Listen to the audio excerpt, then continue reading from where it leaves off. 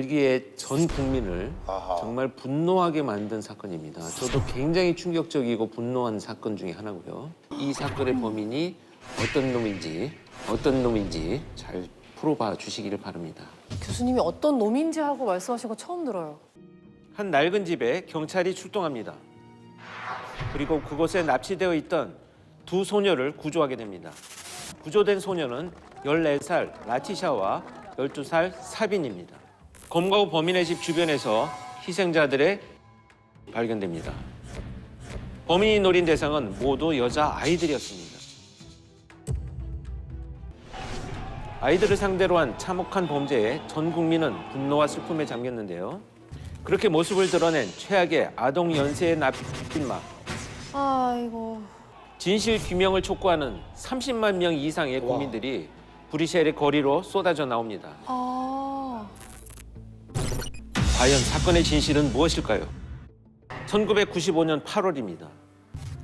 10대 소녀였던 마르샬과 에페는 해변으로 여행을 떠났습니다. 두 사람은 공연도 구경하면서 즐거운 시간을 보냈는데요. 안타깝게도 이것이 두 소녀의 마지막 모습이었습니다. 그런데 사라진 건 이 두 사람만이 아니었습니다. 약 2개월 전에도 8살의 두 아이가 실종된 건데요. 연이어 아이들이 사라지자 경찰은 납치 가능성을 의심했고 수사에 총력을 기울였지만 범인의 그림자는커녕 아이들의 생사도 확인할 수 없었습니다. 가족들도 절박한 심정으로 아이들을 찾아 나섰지만 그 어디에도 아이들의 흔적은 없었습니다. 아. 최초의 사건이 발생된 지 약 1년 후 아.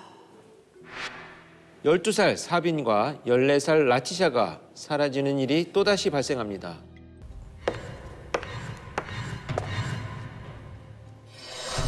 도심의 어느 지하실에 무력하게 하루하루를 보내는 아이들이 있었습니다. 바로 실종된 사빈과 라티샤였습니다. 범인은 왜 아이들을 납치해서 지하에 감금시켜 두었을까요? 아이들이 납치된 이유는 성애자였던 범인의 욕망 때문이었습니다. 아, 어떡해. 아이씨. 범인이 채우고 나면 아이들은 일기를 남겼는데요. Dans lequel elle indiquait, par une croix, quand Dutroux était venu abuser d'elle. Une croix, c'était j'ai eu mal. Deux croix, c'était j'ai eu très mal. 너무 싫다, 진짜. 범인은 지하실에 가둔 아이들을 자신의 욕구를 풀기 위해 이용했던 겁니다.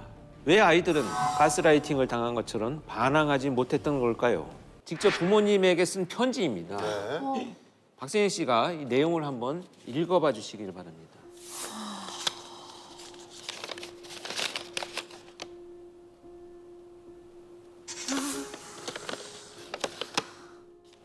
네, 아이들이 부모님에게 쓴 편지입니다.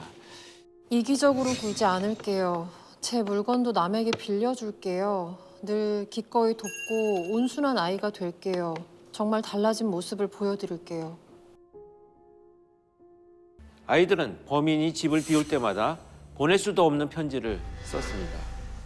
I promise to be less selfish and also lend my things, be more helpful, be better tempered. I'm sure you'll find that I've changed.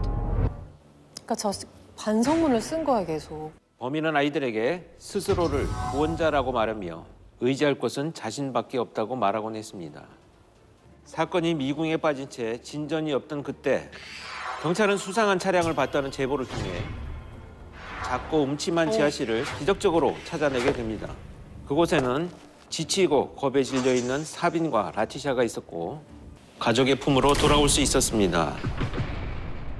연쇄 아동 납치 살해범의 정체는 무엇이었을까요? 범인은 바로 5명의 아이들을 납치하고 성폭행해 13년형을 선고받은 마르크 뒤트르였습니다. 납치 살해범 뒤트르는 체포 후 7년 7개월, 약 2,800여일 동안 재판을 받지 않았습니다. 7년 7개월? 이건 왜 그런 거죠? 뒤트르는 자신이 소자 단체의 일원이며 이 단체는 벨기에 사회의 꼭대기까지 이어져 있다는 엄청난 주장을 했습니다. Notorious people in Belgium could be politicians or people from corporates, stuff like that. Also people from the police. 디트로의 주장에 정부 당국은 특별조사단을 구성하여 조직적인 수사를 이어갔고 당시 아동 현장에 있었다는 한 목격자의 증언으로 그의 주장은 신빙성을 더해갔습니다.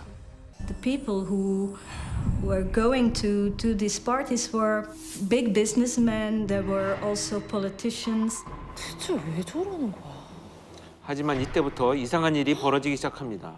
사건에 대한 결정적인 정보를 알고 있다는 한 제보자는 조사단을 만나기 이틀 전 돌연 했고 진짜 무섭다.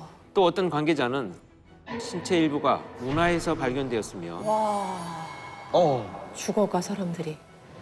철도 인근에 된 채로 발견된 일도 있었습니다.